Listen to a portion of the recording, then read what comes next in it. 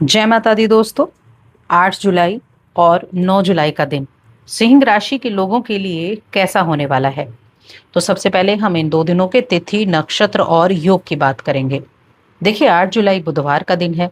कृष्ण पक्ष चल रहा है। उसकी अष्टमी तिथि और नवमी तिथि रहेगी। चंद्रमा की स्थिति मीन राशि में सुबह तक, उसके बाद ये मेष राशि में प्रवेश कर जाएंगे। रेवती नक्षत्र और अश्विनी नक्षत्र में रहेंगे। योग क्या बनने वाला है? अतिगण नाम का योग बनेगा और सुकर्मा नाम का योग बनेगा। अब 9 जुलाई को अगर देखें तो ये गुरुवार का दिन है। कृष्ण पक्ष की नवमी तिथि सुबह 10:30 बजे तक, उसके बाद 10वीं तिथि शुरू हो जाएगी।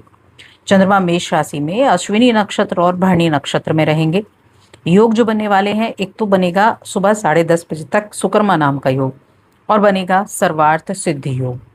अब इन योगों का प्रभाव, चंद्रमा की स्थिति का प्रभाव और बाकी ग्रहों की स्थिति भी, ये कैसे इन 2 दिनों को निर्मित करेगी, चलिए जानते हैं। तो ये राशिफल चंद्र राशि पर आधारित है। मैं दोनों दिनों की एक साथ बात करूंगी और बीच बीच में दोनों दिनों की अलग अलग चीजें मैं आपको बताती रहूंगी, क्या चीजें अच्छी हैं और किन चीजों में सावधानी रखनी है। बस एक छोटा सा निवेदन, चैनल पर पहली बार आए हैं तो सब्सक्राइब कर लें। अब देखिए, मैं अगर बात करूं आपकी हेल्थ के मामले में इन 2 दिनों में, तो चंद्रमा आपके अष्टम और नवम में रहेंगे। यानी अष्टम में सुबह तक है, सुबह को अष्टम से नवम भाव में प्रवेश कर जाएंगे। तो क्या रहेगा? ये समय हेल्थ के मामले में अच्छा होने वाला है। थोड़ा सा चिंतनशील कह सकते हैं, लेकिन ये चिंतनशील भी तब है जब आप आत्मनिरीक्षण कर रहे हैं। तो ये जो स्थिति है, ये आपके लिए उन चीजों को खोजने का समय है कि आपकी राह में आपके लिए आगे क्या है। अगर आप अपने करियर की शुरुआत कर रहे हैं या अपने करियर से जुड़े भी हैं, या फिर आप कुछ नहीं कर रहे हैं, तब भी मैं कहूँगी, यानी कि ये उन विचारों में खोए रहने का समय है कि आखिर आगे की राह में क्या होने वाला है। ये जो विचार है ना, ये जो आपकी सोच है, ये बहुत ज़्यादा आपको सोचने पर मजबूर करेगी। लेकिन सिर्फ सोचते रहने से कुछ नहीं होगा, आपको विश्लेषण करना भी पड़ेगा। अपने वर्तमान की जो आपकी सफलता है, अपने वर्तमान का जो समय है, उसमें आप क्या कर रहे हैं, ये उस स्तर को जानकर तब काम करने का समय है। क्योंकि मानसिक चिंतन अच्छा है, लेकिन मानसिक चिंतन चिंतन तब अच्छा है जब आप कुछ कर रहे हैं, आगे करना चाहते हैं, तब आपके लिए ये जो थॉट्स हैं, ये मददगार साबित हो सकते हैं। हेल्थ के मामले में मैंने कहा बहुत अच्छा समय है, हेल्थ अच्छी रहेगी। दूसरों के साथ खुशी बांटने से सेहत और अधिक चमकेगी। इस समय आप पैसा कमाने का योग तो है कि आपके पास पैसा आएगा या आप इस दिन अपने कार्यों के द्वारा पैसा कमाएंगे, लेकिन साथ में ये आपके खर्चे में भी इजाफा कर रहा है। आपके लिए बचत को थोड़ा मुश्किल बना रहा है, तो थोड़ा सा बचत की तरफ भी आपको ध्यान देना होगा। दोपहर तक, 8 जुलाई की दोपहर तक चीज़ें जो हैं वो इस तरह से एकदम से चेंज होंगी। यानी दोपहर तक का समय तो ये हो गया। दोपहर के बाद का समय कैसा है? दोपहर के बाद का समय ऐसा है कि एक तो मन में अगर कुछ चल रहा था, कहीं जाने का विचार था, कामकाज के सिलसिले में कहीं जाने का विचार था, तो ये आपकी उन स्थितियों को बदलने का काम करेगा। आपके लिए ट्रैवल का योग बनाएगा। अपने छोटे भाई बहनों के साथ ट्रैवल का योग बना सकता है। तो इस तरह की चीज़ें भी रहेंगी। इस समय अवधि में आप काम को छोटा ना समझें, क्योंकि कई बार आप छोटे काम समझकर छोड़ देते हैं। तो एक तो काम को छोटा नहीं समझना है। छोटे छोटे अच्छे काम की बदौलत ही आपको कुछ नए काम मिलने वाले हैं, और ये आपके लिए अनुभव का समय है, क्योंकि काम आप जो कर रहे हैं ना, उसका अनुभव आपके पास है। और जब अनुभव होता है तो अनुभवी लोगों से ही आगे फायदा होने का योग बनता है। तो इसीलिए जिस क्षेत्र में आपने अनुभव प्राप्त किया है, आप वो काम शुरू भी कर सकते हैं और उस काम के जरिए ही आप आगे भी बढ़ सकते हैं। अगर आप विदेश जाना चाहते हैं और विदेश जाने के लिए वर्क परमिट या वीज़ा का इंतज़ार कर रहे हैं, तो मैं कहूँगी इन 2 दिनों में आपको उससे जुड़ी हुई खुशखबरी मिल सकती है।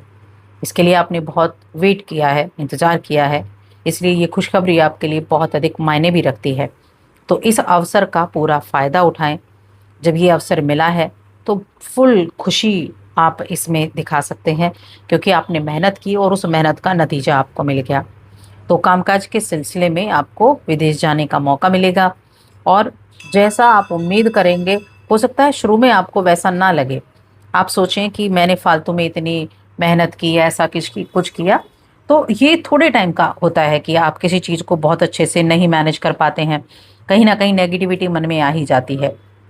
लेकिन आप उम्मीद के साथ अगर लगे रहेंगे तो यही उम्मीद आपको आगे लेकर जाएगी, और अपनी ये जो नेगेटिव थॉट्स है ना, इनको आपको छोड़ना पड़ेगा। अब ये जो नवम भाव है, 12वें घर का स्वामी नवम भाव में आया है। देखिए ये सबसे ज्यादा जो कॉम्बिनेशन आप देखें ना, नवम का और जो 12वें घर का स्वामी, ये जो एक कॉम्बिनेशन बनता है, ये सबसे ज्यादा उपयुक्त होता है विदेश से जुड़ी चीजों के लिए। तो इसीलिए जो ये पेंडिंग चल रहा था ना विदेश जाने का, ये इन 2 दिनों में काफी ज्यादा आपको ग्रो करता दिखेगा। तो उसके लिए अच्छा हो गया। लॉन्ग ट्रैवल भी आप कह सकते हैं, लॉन्ग ट्रैवल के लिए आपका अच्छा हो गया। और इस टाइम पीरियड में ये जो राशि है, ये क्या है, ये मंगल की राशि है। और मंगल कहाँ, मंगल बैठे हैं अपने से दूसरे घर में, यानी आपके 10th हाउस में मंगल बैठे हैं, और आपके जो 9th हाउस है उसमें 12वें घर का स्वामी बैठा है। तो कार्य क्षेत्र में विदेश से जुड़े लाभ भी मिलने वाले हैं। कोई भी मल्टीनेशनल कंपनी में काम कर रहे हैं, या फिर ऑनलाइन भी आप काम कर रहे हैं, आप डॉलर में पैसे कमाते हैं, तो आपके लिए अच्छा रहेगा। हालांकि पिता को लेकर मन में थोड़ी सी चिंता जरूर रह सकती है। पिता हो गए या पिता तुल्य हो गए, उनको लेकर मन में चिंता जरूर रह सकती है। एक लंबे अरसे के बाद ऐसा लगेगा कि आपको अपनी पूरी फैमिली के साथ वक्त बिताने का मौका मिला है, और साथ में जीवन साथी के साथ भी काफी वक्त बिताने का मौका मिला है। अगर आप दोनों वर्किंग हैं तो ये समय आपके लिए काफी अच्छा वक्त लेकर आया है। पारिवारिक जीवन के मामले में काफी ज्यादा अच्छा ये समय बना हुआ है। और रिलेशंस की बात करें, अगर आप किसी व्यक्ति के साथ ऑनलाइन संपर्क में है तो संभावना है उनसे मुलाकात हो सकती है, मुलाकात सफल रहेगी। लेकिन अपनी किसी भी बाउंड्री को क्रॉस नहीं करना है, आपको ईमानदार रहना है, और किसी भी व्यक्ति पर बहुत ज़्यादा विश्वास नहीं करना है। सबसे पहले आपको उनके बारे में पूरी तरीके से जानकारी होनी चाहिए, तब जाकर आप आगे की योजना बना सकते हैं। अब देखिए इस दौरान शिक्षा की अगर मैं बात करूं, शिक्षा के क्षेत्र में कैसा ये समय रहेगा, तो सिंह राशि के लोगों के लिए पंचम भाव जो है वो गुरु का भाव है, और गुरु पंचम के स्वामी भी हैं, और साथ में गुरु अष्टम के स्वामी भी हैं, और 12वें घर में ये उच्च के बैठे हैं। तो शिक्षा के मामले में ये हायर एजुकेशन वाले बच्चों के लिए काफ़ी अच्छा समय है, इच्छाएं पूरी होने का समय है। छोटे बच्चों की अगर मैं बात करूं तो छोटे बच्चों के लिए ये जो टाइम चल रहा है, इस टाइम पीरियड में थोड़ा मिला जुला समय रहेगा। अपना फोकस आपको ज़्यादा कर रखना पड़ेगा, और थोड़ा सा हेल्थ इशू भी हो सकते हैं, तो हेल्थ का भी आपको ध्यान रखना होगा। देखिए चौथे घर के स्वामी होते हैं मंगल देव। मंगल देव कहाँ बैठे हैं, आपके 10th हाउस में बैठे हैं, और साथ में अपनी राशि को वो देख भी रहे हैं। तो थोड़ा हेल्थ इशू हो सकते हैं, थोड़ा बच्चों में एग्रेशन देखने को मिल सकता है, गुस्सा बहुत ज़्यादा आ रहा है, चिड़चिड़े आपको दिख रहे हैं, इस तरह का सिचुएशन बच्चों की हो सकती है। तो ऐसे में थोड़ा क्या करें, उनको एक तो मेडिटेशन कराना शुरू करें सुबह, चाहे आप 10 मिनट कराएं, लेकिन मेडिटेशन कराना शुरू करें, और ये कार्य आपके लिए अच्छा रहेगा।